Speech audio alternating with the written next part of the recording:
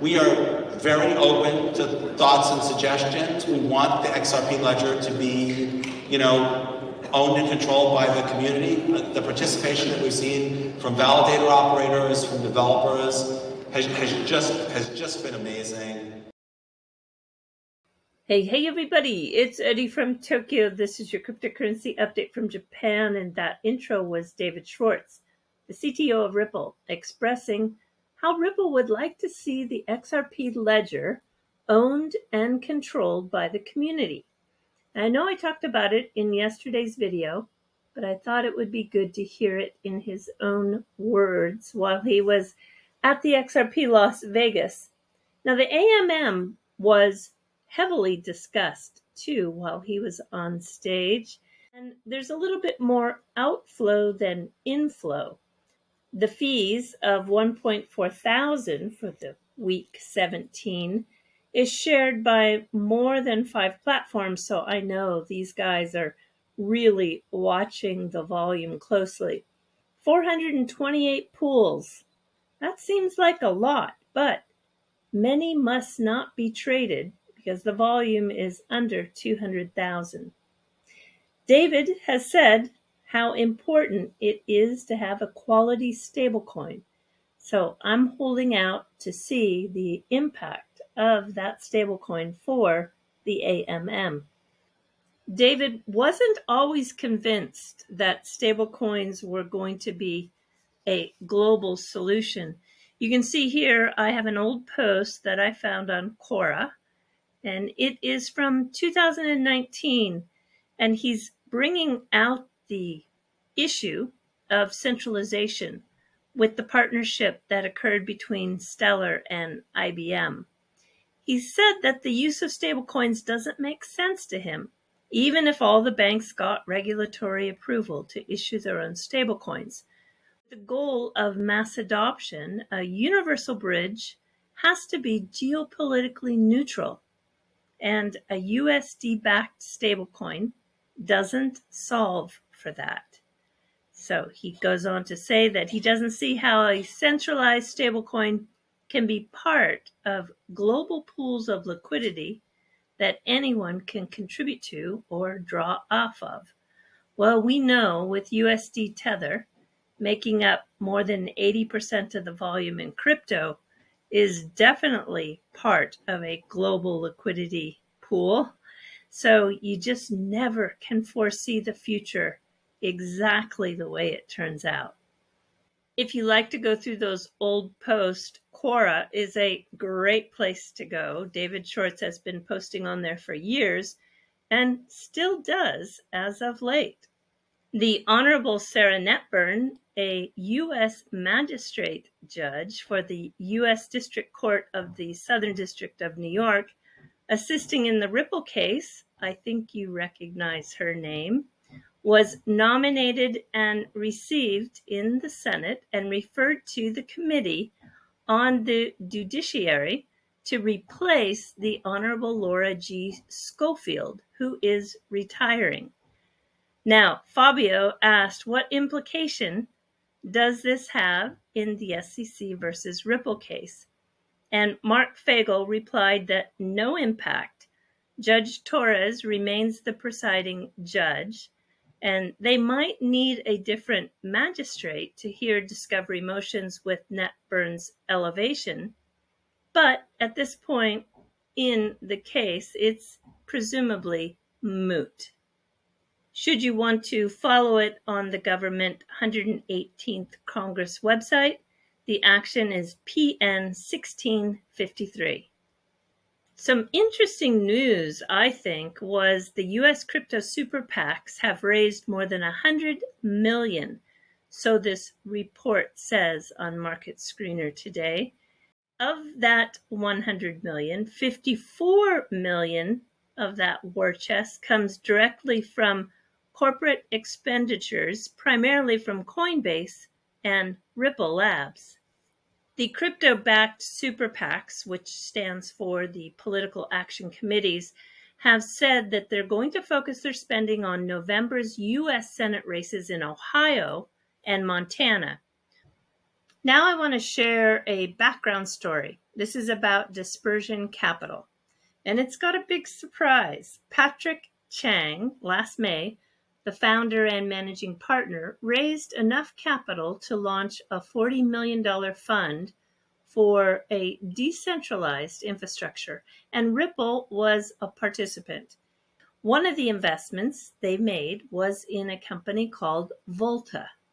3 days ago, they received $4.1 million in a seed funding round alongside the support of Dispersion Capital. Now, here's the surprise. This changes everything. Direct control of digital assets without a centralized platform. This is a non-custodial platform for financial institutions with a smart contract multi-sig wallet.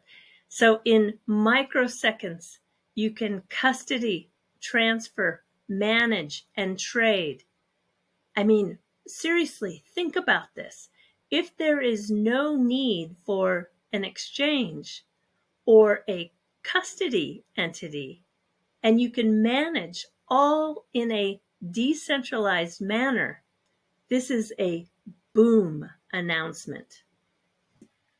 And taking you out on this video is Cain. He is running against Attorney John Deaton and also Senator Elizabeth Warren. He wants that Senate seat in Massachusetts. He was on a podcast and he's talking about crypto. It's quite interesting. Have a listen. Until next time, do take care. Sayonara for now. Bye-bye. Today on the podcast, I sat down with Cain, Republican candidate for U.S. Senator in Massachusetts against Elizabeth Warren, the current Massachusetts Senator from Oklahoma. So let's get to the main event here. You are running for U.S. Senator against Elizabeth Warren. How did this all come about? As someone who's known you for a long time, I always figured you'd do something big, but this is a big move. Outside of your trying to push me this way, then... Yeah, exactly. No, this wasn't all that premeditated, to be honest with you. I'd been comfortably in my city council role and had just started looking at this in probably February. And what I see here is that we have a person that currently sits in this seat that does not participate in Massachusetts. This is a person that's largely focused outside of Massachusetts on issues that Massachusetts residents do not care about. We have an opportunity to take back a seat for the people here in Massachusetts to give them representation that they don't currently have. I think that what we've seen over the past 12 years is a person who was bestowed upon the Commonwealth of Massachusetts from Washington and took a position in the state, but was immediately looking at getting back to Washington to run for president of the United States. And it was clear that Massachusetts residents weren't interested in her being president and that the country wasn't interested in her being president either. So you have a person that's sitting in this seat that has settled on the U.S. Senate because they didn't get the job that they really wanted, which is not good. In Quincy, we're the 7th largest city in the Commonwealth, and I've never seen Senator Warren in Quincy for anything. We don't hear from her or her office about connecting on any particular issues or getting any insight. And I know that personally, if you're not talking and connecting with people, whether they're constituents or local elected leaders in government, to understand what's going on the ground, then you're not doing your job.